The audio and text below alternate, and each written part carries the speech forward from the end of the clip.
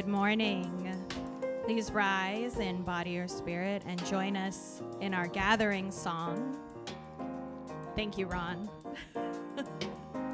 Come, come, whoever you are. Come, come, whoever you are, wanderer, worshiper, lover of leaving. Ours is no caravan of despair. Come yet again, come. Come, come, whoever you are, wanderer, worshiper, lover of leaving. Ours is no caravan of despair. Come yet again, come. Come, come, whoever you are, wanderer, worshiper, lover of leaving. Ours is no caravan of despair. Come yet again, come. Come, come, whoever you are, wanderer, worshiper, lover of leaving. Ours is no caravan of despair. Come yet again, come. Come yet again, come.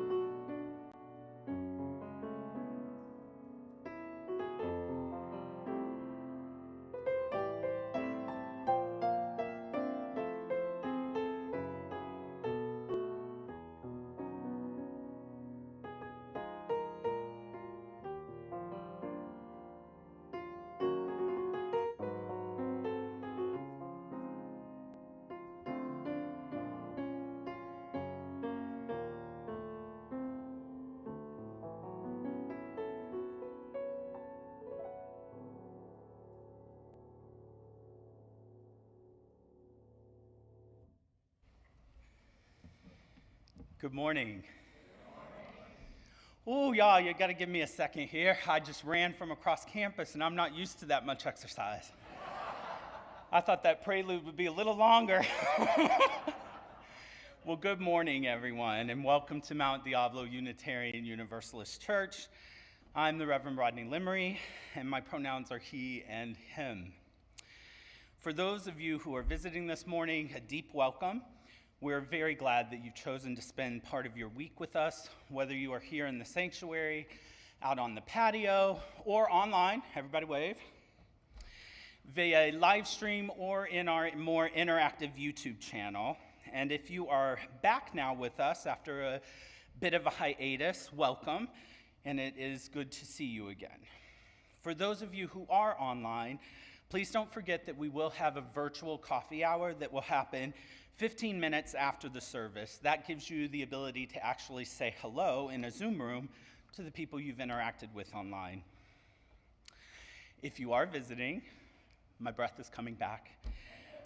We hope that you will sign a yellow visitor's card with us underneath our rainbow umbrella, or if you are online, fill it out on our MDUUC website. You can also sign up for our newcomer series, Connections 101 and Connections 102, which will be resuming in September. Also, don't forget that our middle schoolers will be offering us refreshments after the service. And we have newest rounds of community circles that are up and running. You should still reach out and see if there's space for you to sign up. They're a wonderful way to connect with one another in our community. I also wanted to lift up that we are having a MDUUC Teachers Drive right now. It has been announced in the Justice emails on Thursday for the past couple of weeks. There we published a list of needed items. I'm also going to make sure today that we put that on our website so that you can go there, find out what our teachers need, and bring those items with you, but not this week. This week is the hiatus week, so no one will be here to collect your items. But you can start by bringing them next Tuesday to campus.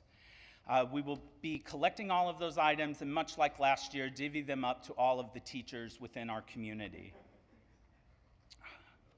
I also wanted to remind you that today, after the church service, we'll be gathering in Borton Hall to do some small reflective groups on a series that you may or may not have attended with the Reverend Dr. John Burens, who is a prominent historian of Unitarian Universalist history, as well as time to reflect on today's service topic, which is the past, the present, and the future of our faith. So whatever brings you here, welcome to our beloved community.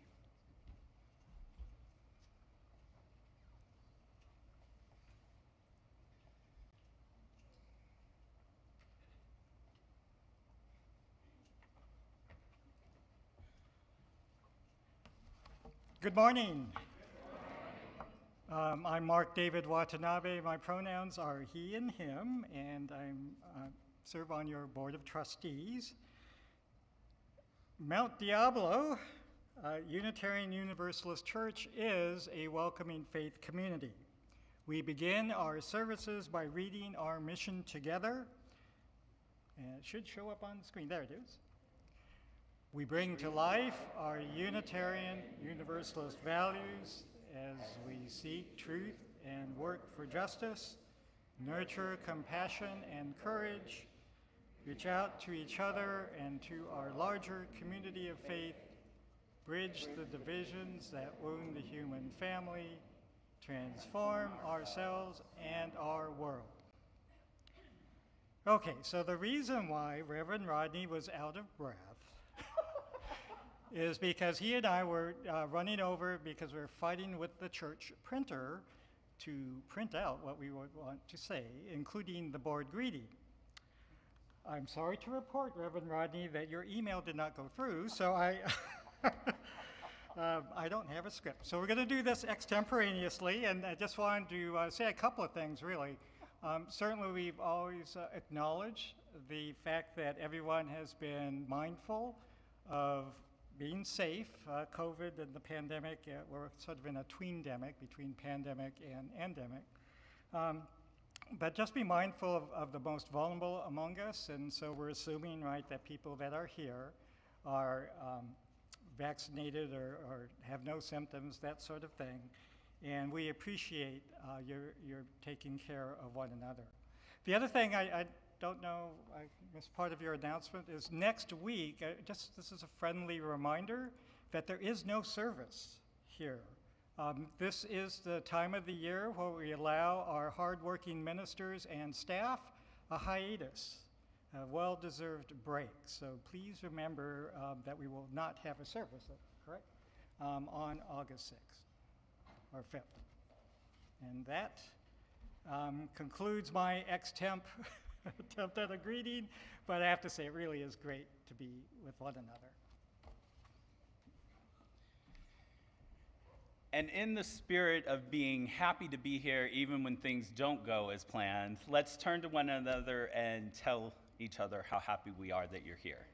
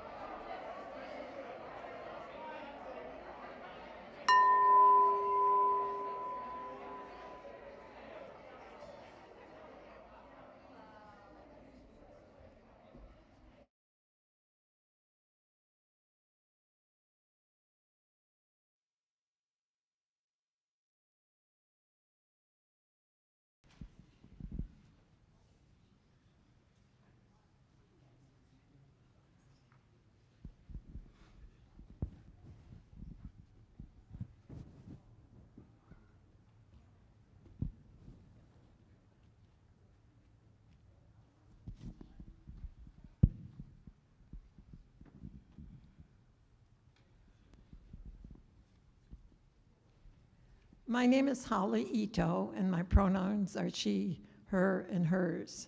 I was one of the off-site delegates for General Assembly this year.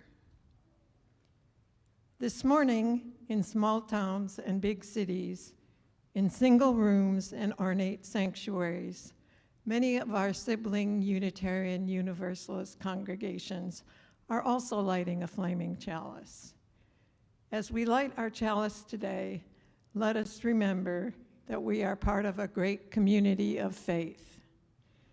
May this dancing flame inspire us to fulfill our lives with the Unitarian Universalist values of love, justice, equity, generosity, interdependence, pluralism, and transformation.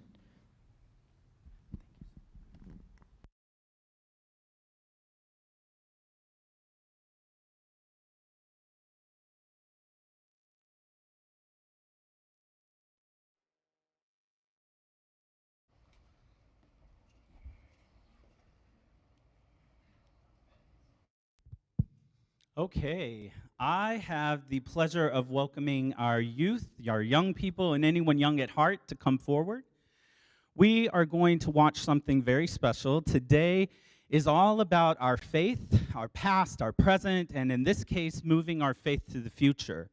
Marina McGregor, our DRE, couldn't be with us today, but we have a great video of her story that she wrote in conjunction with artificial intelligence and illustrated with artificial intelligence. So this is a unique story, custom built by her for all of you.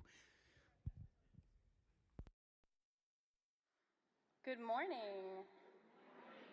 As I begin this story, I would like to invite those who are young and young at heart to come forward for a time for all ages. And if you'd like, you can come sit over here.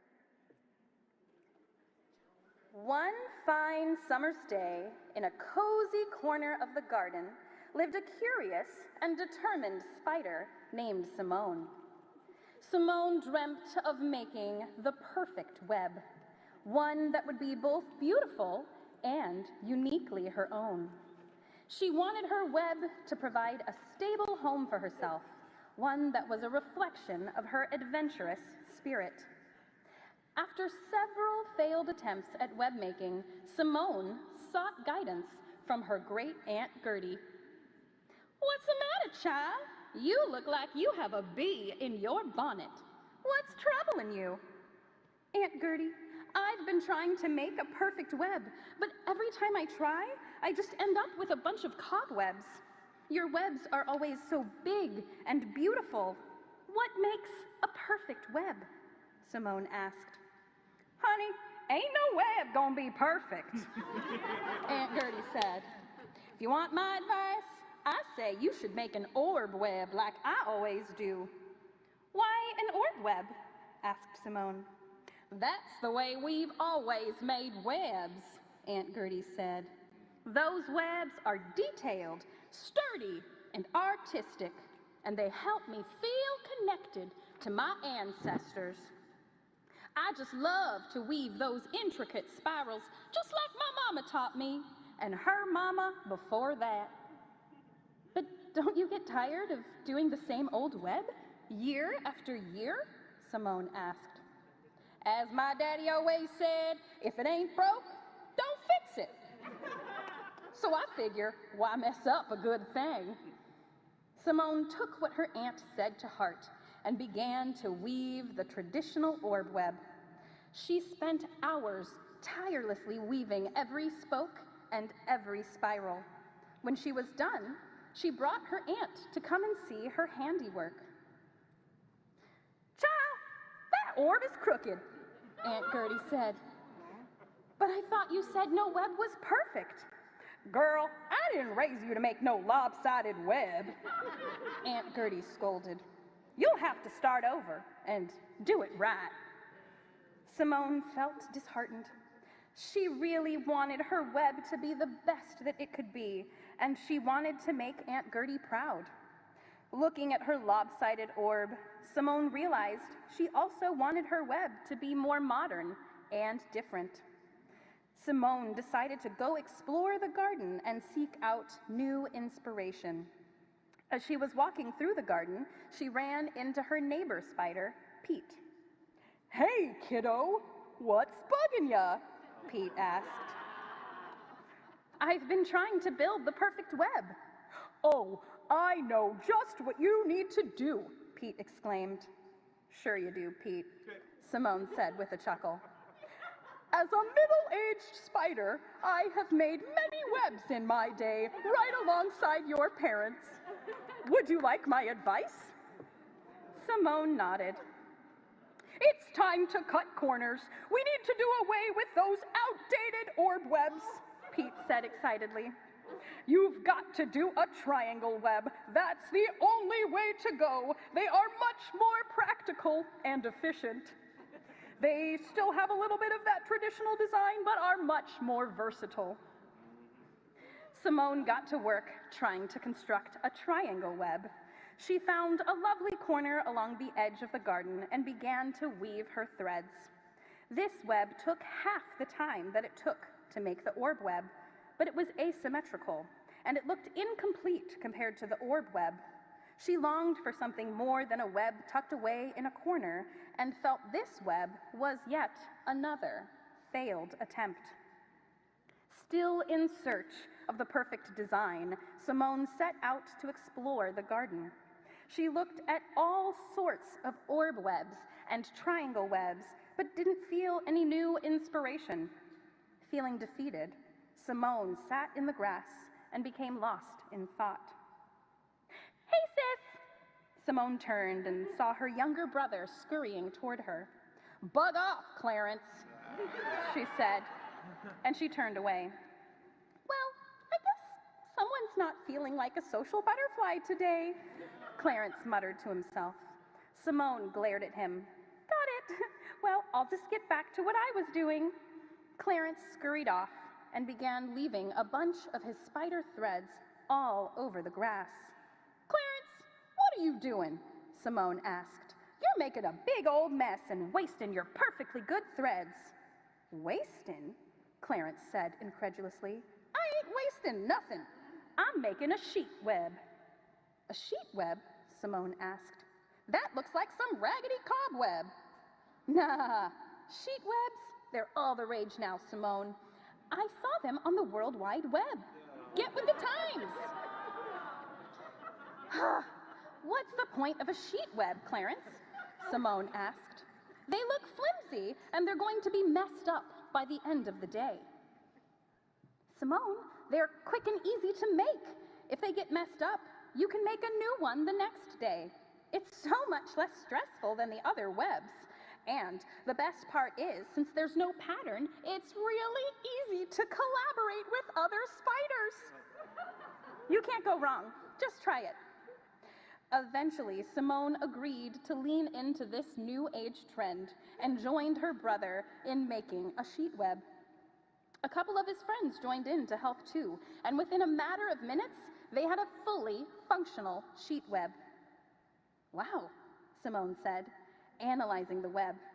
"It's pretty impressive how fast we pulled this together." "Right? And now I get to go spend the rest of the day doing fun stuff like watching the Bumblebee Derby," Clarence said, before scurrying off with his friends. Simone appreciated the efficiency, but found these sheet webs to be too chaotic and messy, requiring constant redoing. This felt like yet another failed attempt. Feeling frustrated, Simone wandered off to ponder her situation. She found a nearby log and took a seat. "Excuse me, miss." Simone turned to see a large green caterpillar inching toward her along the log. "Would it bother you if I start building my cocoon up here?" the caterpillar asked. "This log here is the perfect spot, and I've got to get to work, so it will be finished by nightfall." "Oh, of course, I'm happy to share this quiet corner of the garden with you," Simone replied. "I'm Simone." "I'm Casey." Casey the caterpillar set to work. They began to spin themselves a silky cocoon. Simone watched as Casey worked carefully placing each thread. She realized it was not all that different from how spiders spin their own webs. "Hey, Casey, how do you make a perfect cocoon?" Simone asked. "You know, Simone, I never thought about that before," Casey said thoughtfully. "I don't worry about my cocoon being perfect at all." "What? How is that possible?" Simone asked. "Well, my cocoon is a reflection of my values, my lifestyle, and my needs in the moment," Casey said. "Those things change with time. Sometimes what I want and need is different from day to day. You can always try again, and you don't have to do it alone." Simone thought about what Casey said. She realized she'd been going about this web-making business all wrong. The web didn't need to be perfect. Each of her attempts at making webs were not failures, but rather evolving experiences that helped her on her journey to creating something meaningful for her. Emboldened by the caterpillar's words, Simone returned to her web-building mission. She combined elements from the orb, triangle, and sheet webs, and the cocoon, incorporating their strengths into her design. It was a web that was perfectly imperfect, just like her. Simone realized that her web would continue to evolve and change as she did. With newfound confidence, Simone wove her web, embracing the support of her family and friends along the way. And there, amidst the garden, her unique web sparkled. From that day forward, Simone continued to explore, building webs that expressed her ever-growing spirit and inspiring others to find their own paths. And every time she encountered a challenge, she remembered the wise words of Casey the caterpillar. "You can always try again, and you don't have to do it alone." And now I would like to invite our young folk to return to their seats. Thank you. I'm actually going to invite the young folks to attend their religious activities where they will hopefully learn to weave something. And we'll sing them out, and the words are on the screen.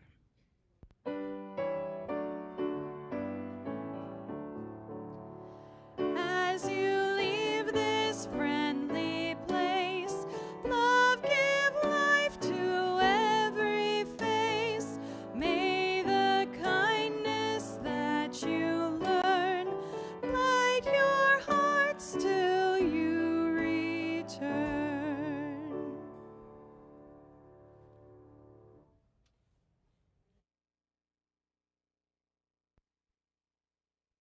Good morning. I'm the Reverend Leslie Takahashi, and my pronouns are she and her. Courage, my friends. The General Assembly of Congregations began for me this year at a game of the Pittsburgh Pirates, where Reverend Susan Frederick Gray was celebrating the end of her run as the first female president of our Association of Congregations. Now, all of my friends who've ever done baseball with me know that I'm more in it for the veggie dogs and pretzels. However, this time I wasn't even sure I watched one inning. So glad I was to reconnect with people I literally hadn't seen for years. And the highlight was connection with Elnora Williams, the mother of Elandria Williams, the UUA co-moderator whom we lost in 2021. I had a chance to say all that I had not been able to say about my friend who I'd known since she was a teenager and I was a young adult.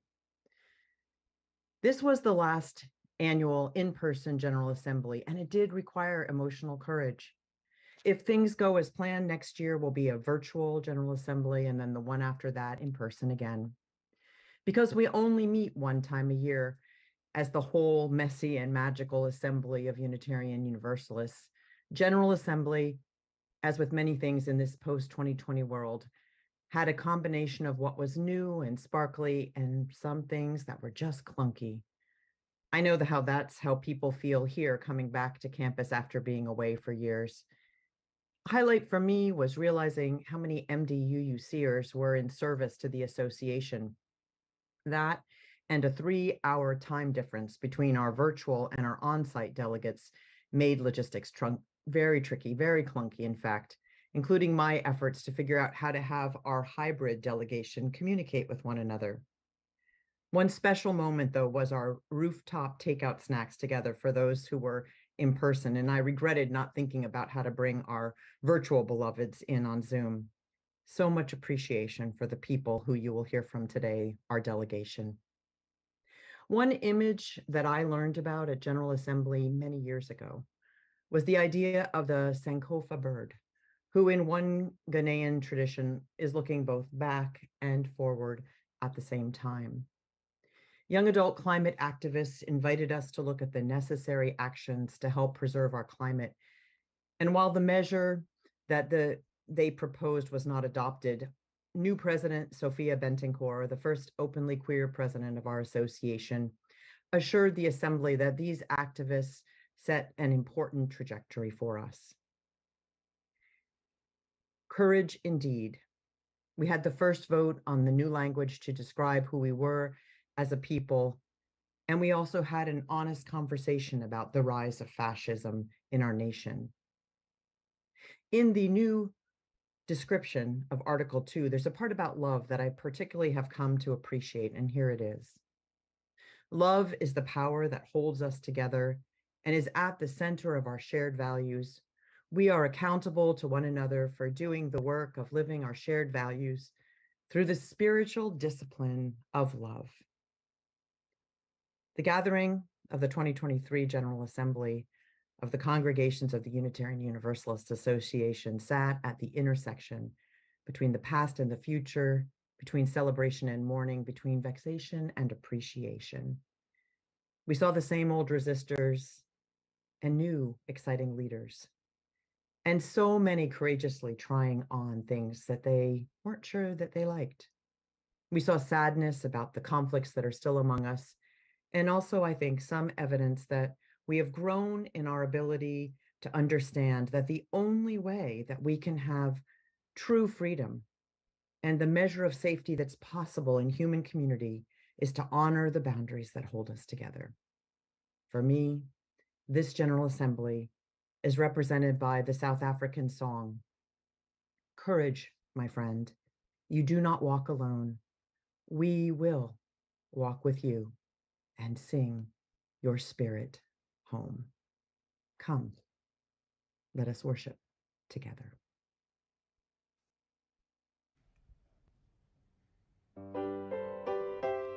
Please rise in body or spirit and join us in singing Just As You Are. Just as you are without changing a thing. Just as you are, I accept you. I see you, I hear you, I welcome you in just as you are. Just as you are. Just as you are without changing a thing.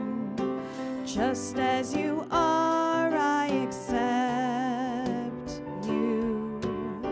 I see you, I hear you, I welcome you in just as you are.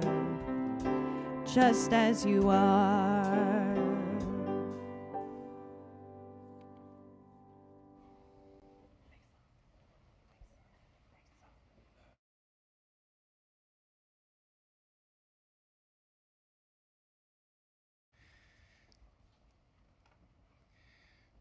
Now is the time in our service where we come together to hold all of those joys and sorrows that are too great for any of us to hold alone.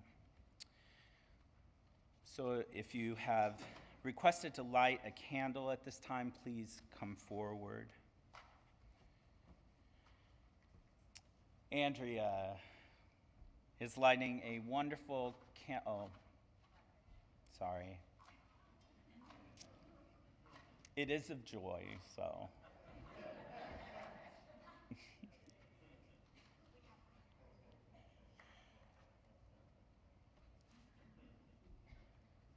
So Andrea is lighting a candle of joy Tomorrow, my father and I will begin our drive to New Jersey, and excitement is in the air.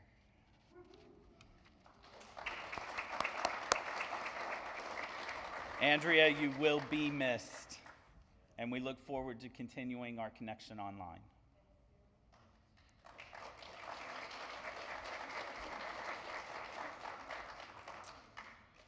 Maura Mattingly is lighting a candle of joy for my retirement from the University of California after 23 years. I am grateful that I worked for an entity that provided generous retirement support. Now to enjoy. Amy Mosley and Chris Morris are lighting a candle of joy. We'd like to share our joy and excitement after marrying each other last week in our beloved Mendocino woodlands. This spiritual union, after nearly 9 years together, marks a new love-filled chapter for our family.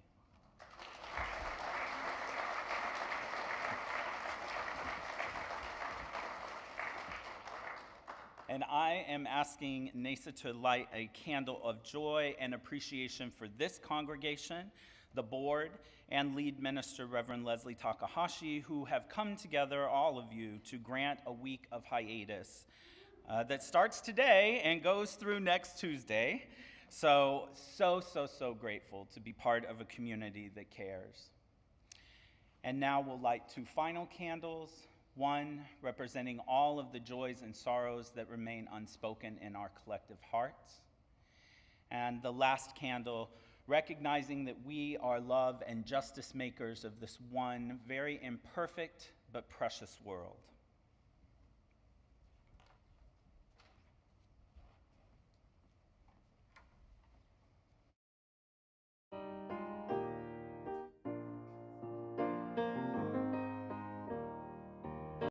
Hi, it's me again. Please join us for our meditation hymn, When Our Heart is in a Holy Place.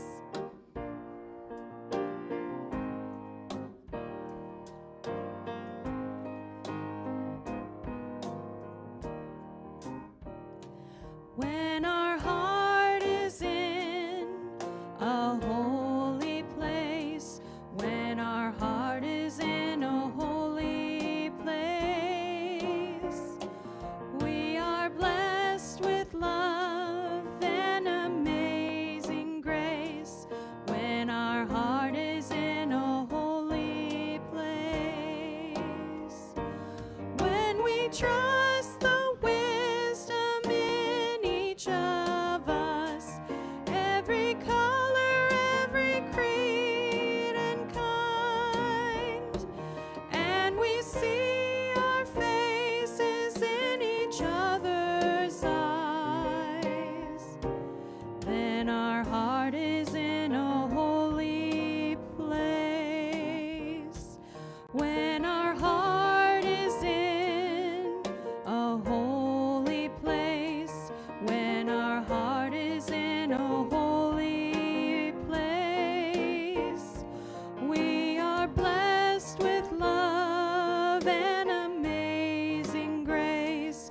When our heart is in a holy place, when we tell our story from deep inside, and we listen with a loving mind, and we hear our voices in each other's words, then our heart is in a holy place. When our heart is in a holy place, when our heart is in a holy place, we are rest with love and amazing grace. When our heart is in a holy place, when we share the silence of sacred space, and the God of our heart stirs within,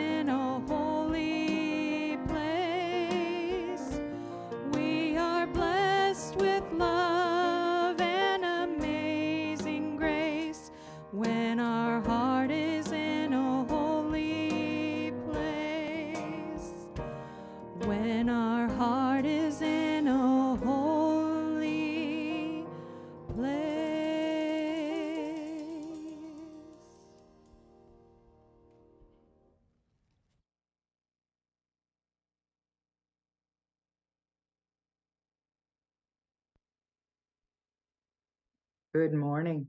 My name is Linda Russell, and my pronouns are she, her, and hers. I wish you all a very good Sunday morning. And I'm so sorry to miss today's sharing about General Assembly.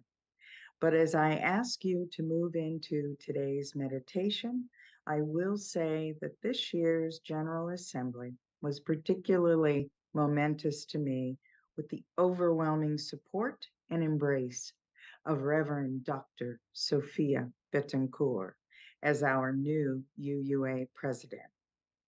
As a delegate, I listened to her thoughts on where we are as a faith and how she will support our continued work. Her leadership in our movement centers love and compassion, very aware of the challenges that lie ahead and grounded in belief that we can meet those challenges together. As I listened to the things she shared, both at General Assembly and in the many offerings available online, I am struck not only by her ferocity of faith, but her deep commitment to self-care. The self-care that comes from and brings us to meditation, connection, and ultimately love. In her teaching, she reminds us that if we do not seek our own healing, we are only able to offer a part of ourselves to others, not our whole selves. I so appreciate her willingness to talk about the messy and the work that is to be done in so many areas, in both the wider world and in our local communities. Today's meditation is from Rashid Hughes, meditation teacher and restorative justice facilitator. He talks about the importance of meditation and mindfulness, not as something to do, but as a way of living and being. It is essential now more than ever that we find ways to pause, grieve, and feel the fullness of reconnecting with the ritual of resting and being aware. His practice consists of 4 pillars. R is for relax your intention, release. E is for exhale all striving, empty. S is for sense the silence, surrender. T is for tune into awareness, trust. In this time of unrest, unease, I invite us into communal breath for healing that begins with us and moves throughout this faith community. I encourage you to find a comfortable posture. This could be sitting, this may be standing, or perhaps laying down. If you choose to keep your eyes open, let your gaze rest, lowered on a point in front of you. If you choose to keep your eyes closed, rest your eyelids comfortably. Set your intention toward relaxing and effortlessness.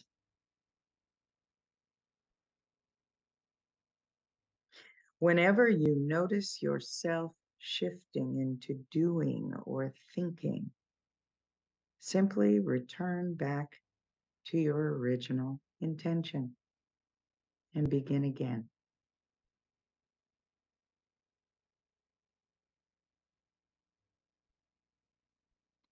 Relax your attention. Release any fixation you might have on an object. Be as ordinary and natural as possible. If you notice that your attention becomes fixated or distracted, simply relax.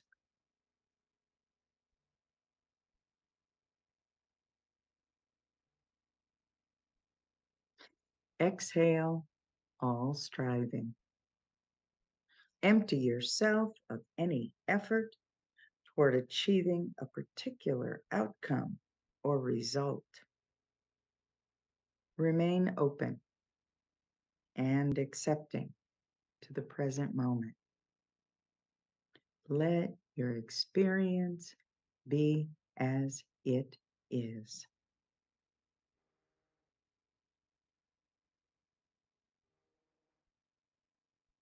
Sense the silence. Surrender all attachment to what you notice and feel the intuitive sense of silence within. Be aware of the silence and allow its vastness.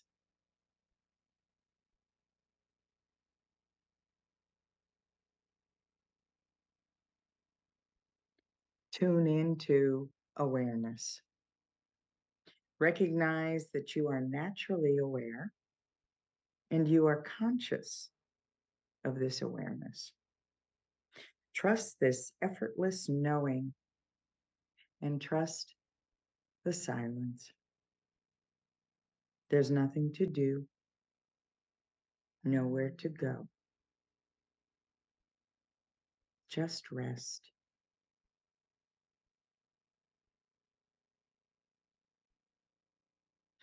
Let us continue this opportunity to rest in community for one more minute.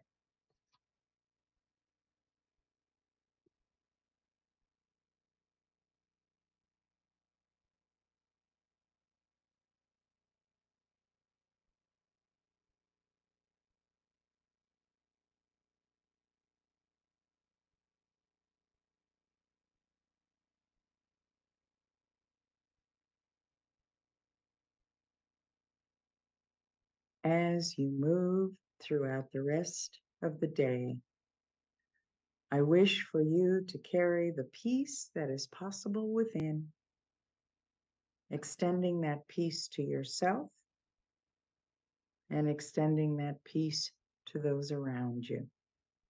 Have a very blessed day.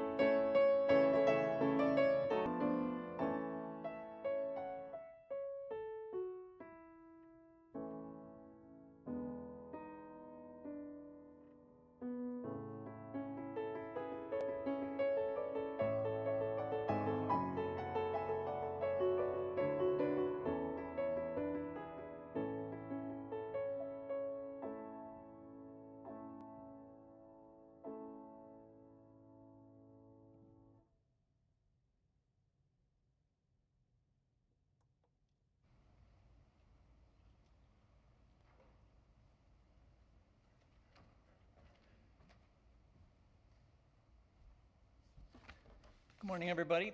I am Jim Lincoln, a member of your Board of Trustees. So we have come to that solemn and sacred point in our service when it is time to dig deep. Pull out those checkbooks, gather up that loose change, throw a couple of bills in the basket as our friendly ushers pass it around. Or do what I mostly do these days to pay for stuff. Go the digital route, whip out your phone, navigate to the mduc.org website, click on the Give Now button, and follow the instructions there on how to commit a bit of your hard-earned capital to the welfare of our great and glorious church. This, by the way, is the one time during the service when you can fiddle with your phone. Now, some may find it troubling that the church so often asks its members and friends for money. We are a religious and spiritual entity, a sacred institution, imbued with value and meaning and tradition, a force for good in the larger community. Isn't it a little demeaning or distasteful that we can't sustain and grow our community and perform our good works without all this scrambling for the almighty dollar? We greatly benefit as well, of course, from all the volunteers in our congregation who conduct the work of the church. Money is one vitally important resource, and the dedicated time and effort of our individuals and committees is another. The church absolutely needs both. But it's an inescapable reality that we can't make do without the money. To pay our capable and diligent staff, to maintain our lovely buildings and grounds, and to support our programmatic offerings and justice activities. You know the mantra, you've heard it many times before, but hey, it's the call for the offering. I'm just doing my job here. It is an amusing paradox that the most conservative churches tend to be the most successful at getting their congregations to give. The norm there tends to be the traditional tithe, 10% of income. These are the churches, after all, that preach that God intervenes directly and frequently in worldly affairs to look after those who believe in him and submit to his will. The patriarchal language is both traditional and intended. And mete out punishment to the sinful ones who don't. Surely such a God, being omniscient and omnipotent, can be counted on to step up to the plate to ensure the survival and prosperity of his temples of worship without their congregations having to hustle time and again to make ends meet through pledging, offertory, and other giving. So by this logic, UUs ought to be the most successful at raising funds through our own efforts, since most of us harbor doubts as to whether God, at least the personalized one of the Abrahamic tradition, even exists, let alone can be counted on to relieve us of the burden of fundraising.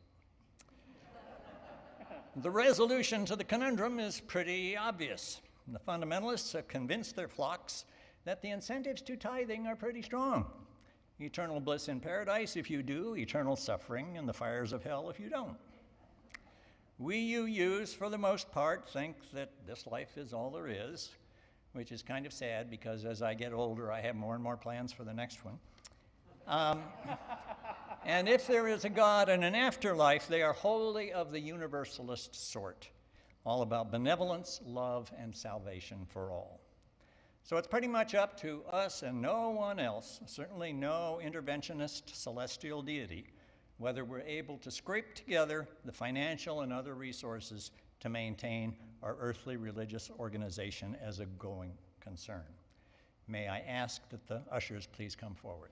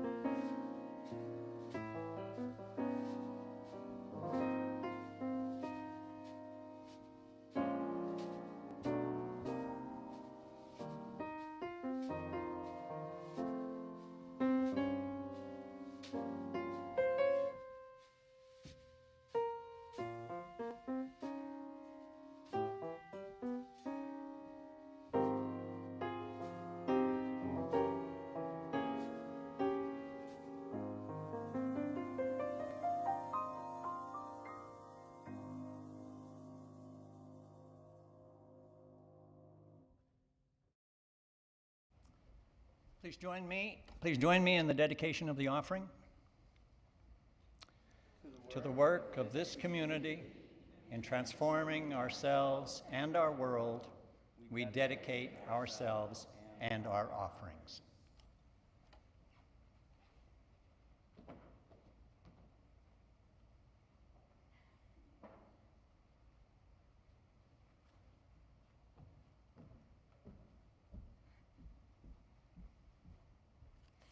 Good morning, everyone. Can you hear? Yeah, I think I can be heard. Good. I'm Marjorie Wallace, and I use she and her pronouns. And I had the honor of being an alternative delegate at the 62nd annual GA in Pittsburgh, Pennsylvania, about a month ago. And I was tasked with sharing with you a reflection, very briefly, of, from a historical perspective. And I find that really appropriate for me because I've been taking that ups and downs of the UUA history course this summer, which is fascinating and so enlightening. And I really have I'm feeling a lot about history right now. And so what I'm going to focus on is the banner parade, the tradition and the ritual of the banner parade at the GA. So first of all, raise your hand if you've ever been to an in-person GA, or virtual too. Yeah, you could be virtual too. Let's be inclusive. Okay, great. Well, as we know from the promotional materials, this year's GA in Pittsburgh was the 62nd annual GA. So raise your hand if you were at the very first one. Anyone? Okay, well, it's too bad because I've been curious, when did the tradition of the banner parade start? And I was hoping somebody who was there at the first one could tell me if it was there at the first one. But I know for a fact that it was a part of the GA by 1995, because I found that on the internet. Okay, so first of all, what the heck is the banner parade? And I put up there the schedule of the GA, and I don't know if you can tell where there's a little circle in the first column to the right of all those other little teeny weeny times on the column. But anyway, it's right at the kickoff of the official start of the GA. And it says there that it was 20 minutes, but it was a lot longer than 20 minutes. And it was just a wonderful, it's a wonderful tradition. What it is all the groups or churches or communities or congregations, however they label themselves, who choose to participate and who are there at the GA, proudly show their banner in this big parade, and they are just amazingly artistic, creative, just the sayings that are on them, and it's just so wonderful to see where all these UUs come from. And it's not in any order, you know, like numerical order. Of course not. It's a UU affair. And there were all these last-minute participants. And, of course, where they had us congregate at the beginning to form the parade was right where the top of the escalators were, where everybody else was trying to get into the hall where the opening ceremony was. So, and then there were all these last-minute entries. And then everybody was vying who could be the last in the line. And we were about the second or third from the end. So Charlie Cobb, who's out in the audience, and I were tasked with being the banner bearers this year, mainly because everybody else was busy doing all kinds of stuff, and we weren't. So anyway, it's such a joyful event, and it just, you know, it's like going to a football game or something in terms of, we're on the team, yay, rah, rah. And everybody, there were so many people who came up to us, who were, now going to church here or had in the past, or they were just glad to see MDUC here.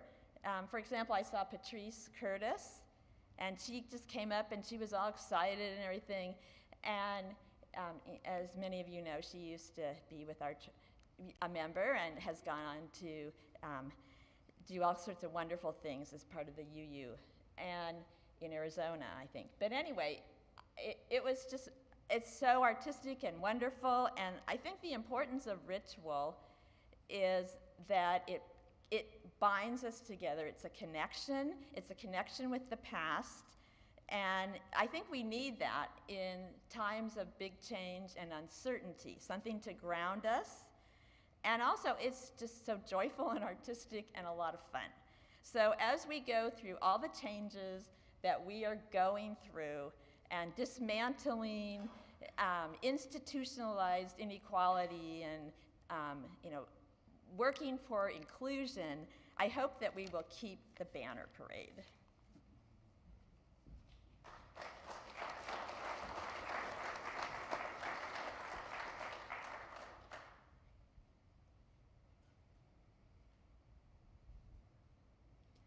Be gentle and kind with your sensitive heart.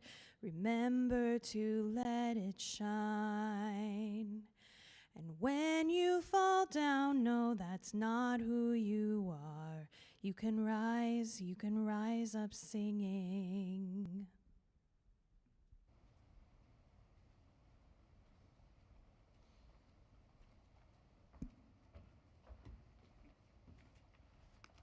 Good morning. I'm Mark Chase and I use he, him pronouns. This was the first General Assembly that I have attended in person. Back in the 1990s, I attended the University of Pittsburgh for a year, so it was a lovely opportunity to return to Pittsburgh these many years later to see the Steel City and how it has changed and evolved. The city itself is quite beautiful, and the downtown business district is located at the convergence of the Monongahela and Allegheny rivers. These rivers combine to form the Ohio River, which then flows into the Mississippi and eventually the Gulf of Mexico. Beautiful bridges of different sizes, shapes, and colors span the rivers and hillsides of the region. Dr. Mark David Watanabe repeatedly reminded me of a fun fact throughout the trip, that there are 446 bridges in the city of Pittsburgh. 3 more than in Venice, Italy. I found this metaphor of convergence apropos as I thought about General Assembly as being the place where Unitarian Universalists converge to learn, worship, connect with other attendees, and to make policy for the UUA through the democratic process. Is it a conference? Yes. Is it a religious experience? Also yes. There are thousands of UUs that attend General Assembly both in person and virtually. There are workshops, general sessions, meetings, and opportunities to interact with other UUs from around the world on lunch and dinner breaks.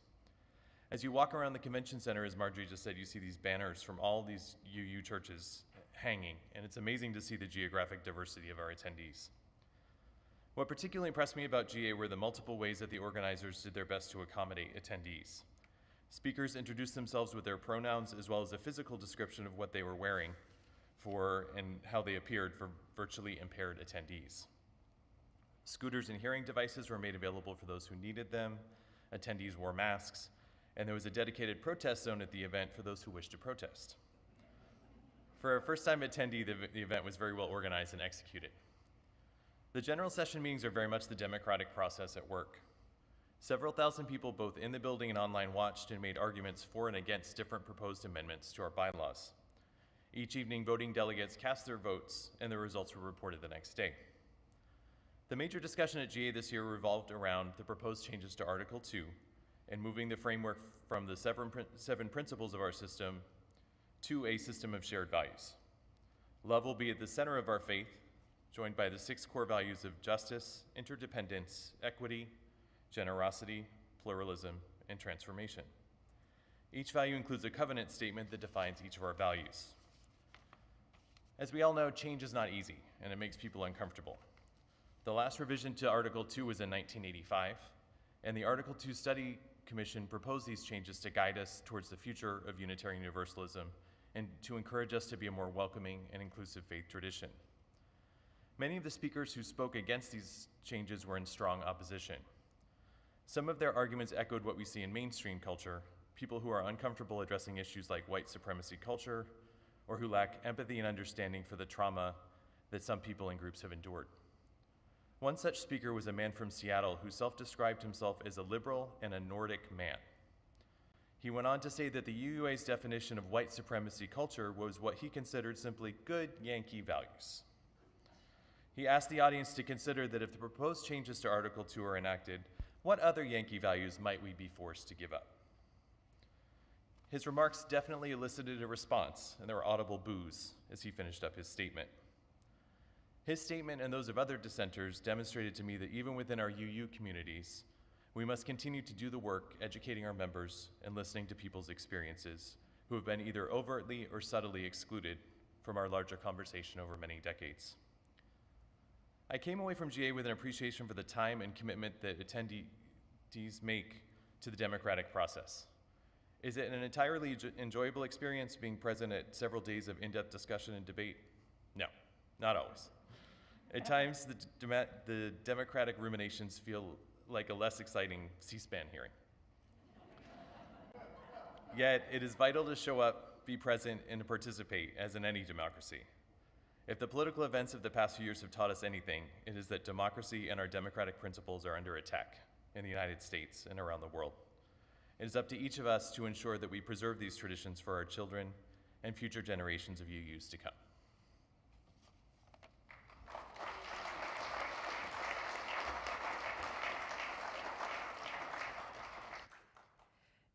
Be gentle and kind and with your sensitive heart. Remember to let it shine. And when you fall down, no, that's not who you are. You can rise up singing.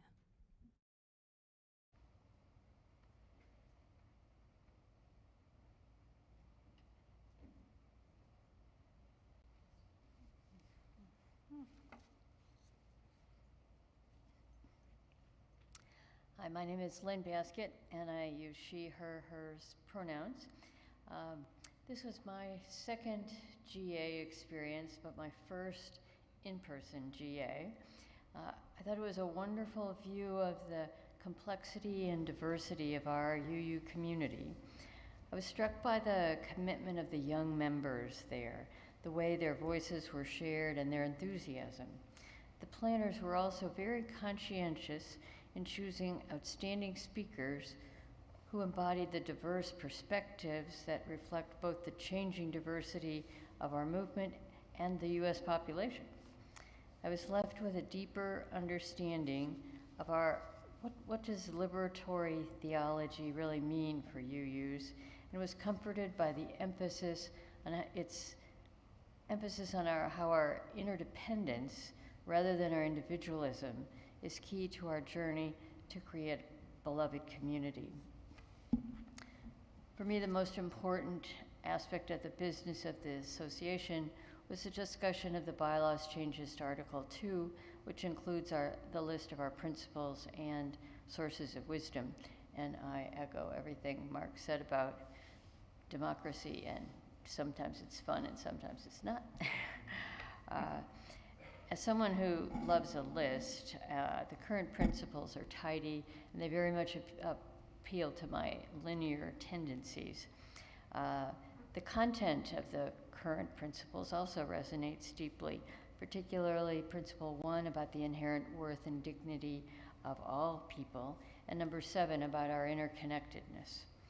At MDUUC, we've added the 8th principle that calls on us to dismantle systemic racism and other systems of oppression. I can find all 8 principles embedded in the proposed values descriptions. The covenant statements for each value are a reminder that supporting a value is just the beginning. Our theology calls on us to live our values as best we can, individually and together, and to support beloved community for all, not just those I know, those who look like me, those who vote like me. The revision to the sources of wisdom also appealed to me because they speak more broadly about a range of sources of spiritual wisdom and acknowledges that there's no one source. And it allows other sources to emerge over time when those of us that are in various later decades, we're not going to be around, but I know there's going to be something worthy of adding later. I also heard concerns about all these changes, the feeling of loss and grief about the changes to the principles, and a repeated message, it's not broken for me. Instead of don't need to fix it, it was more please don't fix it. Holding these concerns along with the energy of the young adults and the commitment to the new values was a reminder of the many ways that we're called on to hold multiple truths. It's hard and irritating and a critical life skill to hold multiple truths. We won't agree on everything, but if we focus on our interconnectedness, we're more likely to find a way that minimizes our differences and to the greatest extent possible for greater participation. Change is hard, we all know change is hard, but we've changed our principles in the past. I would certainly be much less likely to be a UU today if the patriarchal 1961 version was still in use. As a woman, I have experienced the challenges of being acknowledged and heard without interruption as one of only a few female executives in a meeting with mostly other male executives. As a white woman, my experiences pale compared to those of women of color. Reverend Leslie shared a lot of data with us about the trends in church participation. I believe we ignore the young adults' needs and language at our own peril. Without clearly stated values that resonate for the coming generations, our capacity to create beloved community also diminishes. So I have a personal experience of holding multiple truths that seems relevant for this time that we are in as UUs. My parents had trouble with the music I wanted to listen to as a teen, just as their parents didn't like their music. My mother had a short fuse on this, and she would wait till she just couldn't stand the words or the beat of the rock and roll music, and she would yell, "Turn that off." So I have two daughters. I chose to minimize my yelling capacity opportunities by speaking up sooner. And as a result, we have, I think I still have some in the car dashboard, CDs that are labeled Mom Tolerable Music. I did not bring one to play, I promise. We managed to find a way to travel together because we're committed to family interconnectedness and also relevant. Perhaps they just put up with that because some music was better than no music. I hope we can honor our past versions of the principles and approve a version that speaks to our future without too much yelling. As a faith community committed to a living tradition, staying relevant over time, the proposed values and sources, as they will eventually be refined and proposed for a vote next year, give me great hope. A living tradition, by its very nature, requires us to hold multiple truths with love and compassion. And I look forward to our journey together. Thank you.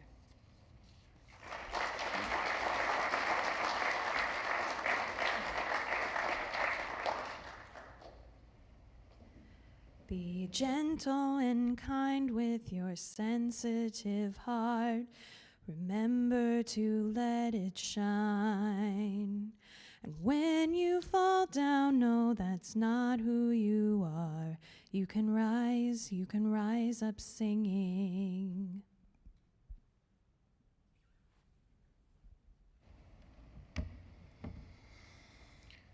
So this was my third, I think, it might have been fourth, I have a little bit of COVID blindness with time, year attending General Assembly remotely. And I really continued to be very impressed with how the organizers involved the remote participants. I continued to love the fact that one of the benefits of attending remotely is the ability to multitask. Love it. For example, I chose to fold clothes and match socks while witnessing the important discussions of our changing faith and the need, as people have spoke about, of updating our principles that guide us. While remote attendance gives an amazing ability to multitask, this year, maybe due to COVID fatigue, I felt myself experience a little bit of FOMO, fear of missing out. Every time I saw a speaker who I knew, a friend, a group of colleagues hanging out and laughing, I wished I was there with them and not struggling to find missing sock matches while witnessing their joy. Just as I started to feel a bit sorry for myself for not being physically present at General Assembly, I couldn't help but notice the chaos that laid in front of me. In my clean laundry basket, there were piles of socks screaming to be matched, piles of them scattered haphazardly, some rolled up, others lying solo, missing their mates. I knew my job was to search through that basket and find those missing partnered socks, even the ones that were lost to the cosmos of the washer and dryer, a phenomenon that even after my 50 years of laundering on this planet, I still cannot explain. But I also started to think that maybe this seemingly mundane task might be related to a broader pursuit of collective liberation. Bear with me. As I sorted through the colorful arrays of socks, I began to ponder how each one represented a unique individual in our society.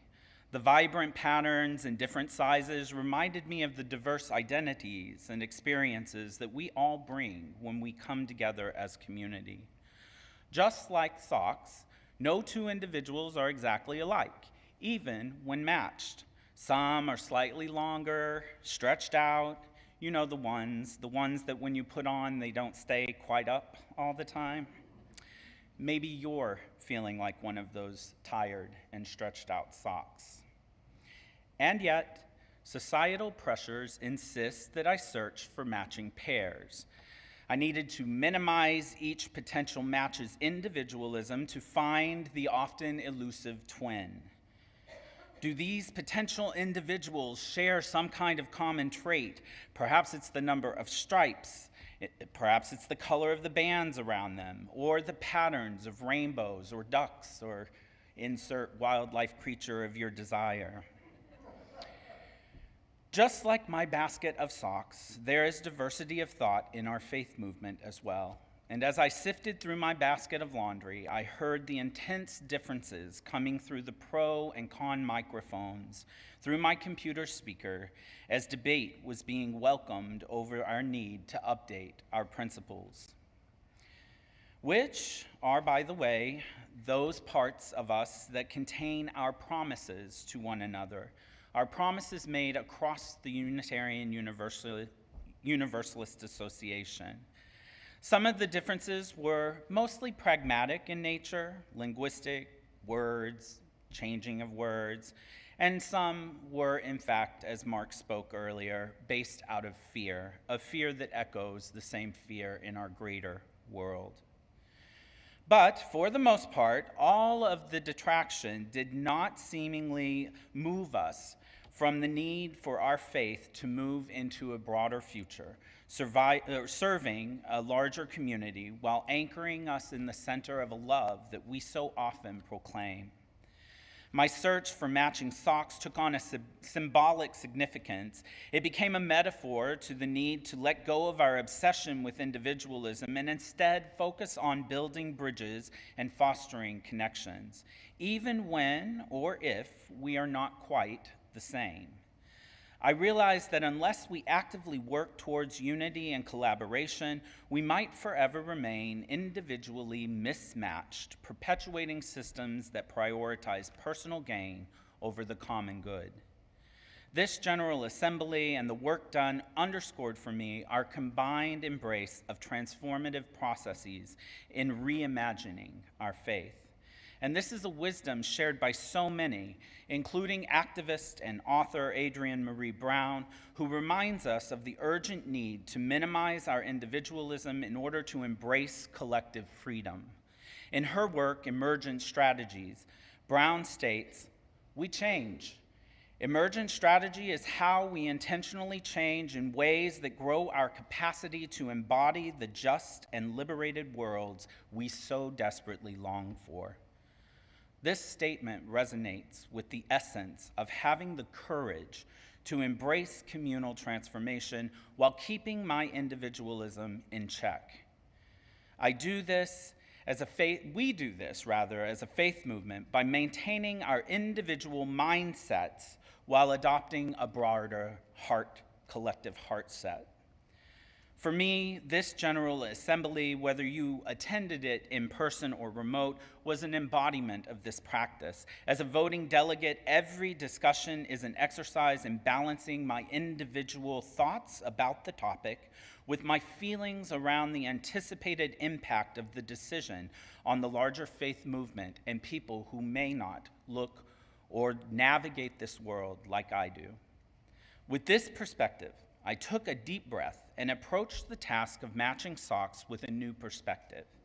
Instead of fixating on finding perfect matches, I embraced the ideas of celebrating diversity and, much to the chagrin of my husband, found the beauty of mismatched pairs. I'm wearing a pair today. As I paired socks with whose ideal match was missing in the jungle of my laundry room, I used differing colors, patterns, and lengths, and saw it as a small act of resistance against conformity and a step towards honoring the unique contributions each of us makes when we join a particular community.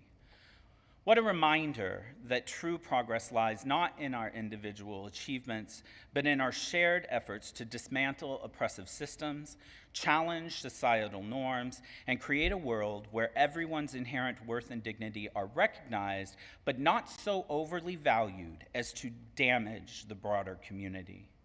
As I folded the last pair of mismatched socks, I smiled, realizing that embracing our collective power and minimizing our individuality is not only essential, but also transformative. In this act of doing laundry while attending General Assembly, I had uncovered a bit of a truth. In our pursuit of liberation, it is crucial to move beyond the confines of individualistic thinking. We are doing this in our reimagination of Article 2. We are expanding our understanding of community. We are embracing the needed courage to deepen our commitment to collective liberation as we center love and create spaces that nurture growth, justice, and equity for all. So will you help me match our mismatched faith socks? Maybe we can be the ones to finish our collective laundry.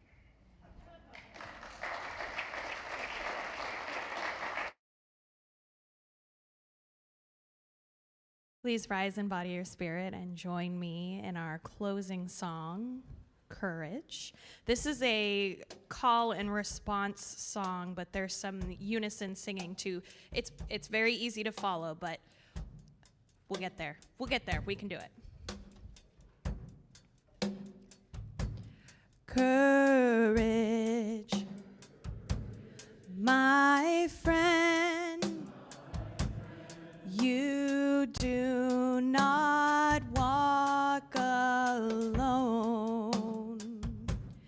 We will walk with you and sing your spirit home. Courage, my friend, you do not walk alone. We will walk with you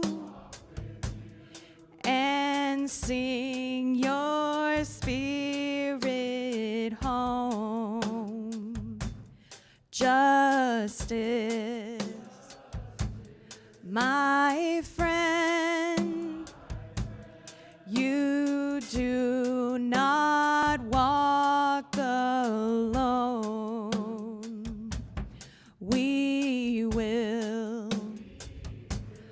walk with you and sing your spirit home.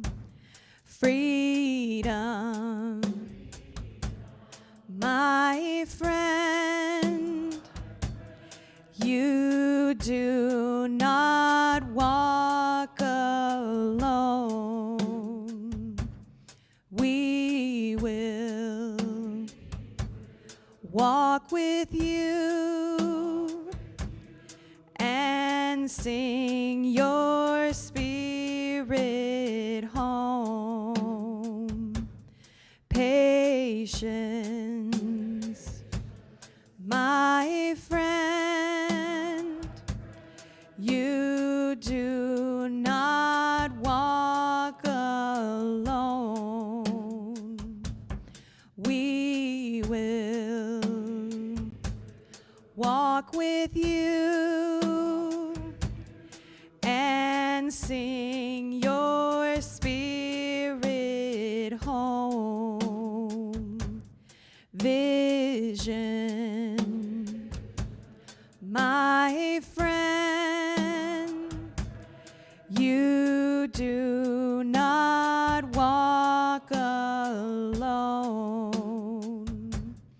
We will walk with you and sing your spirit home. Dignity, my friend, you do not walk alone. We will walk with you and sing your spirit home. If not now, then when? We do not walk alone. We will walk as one and sing our spirit home. If not now, then when? We do not walk alone. We will walk as one and sing our spirit home.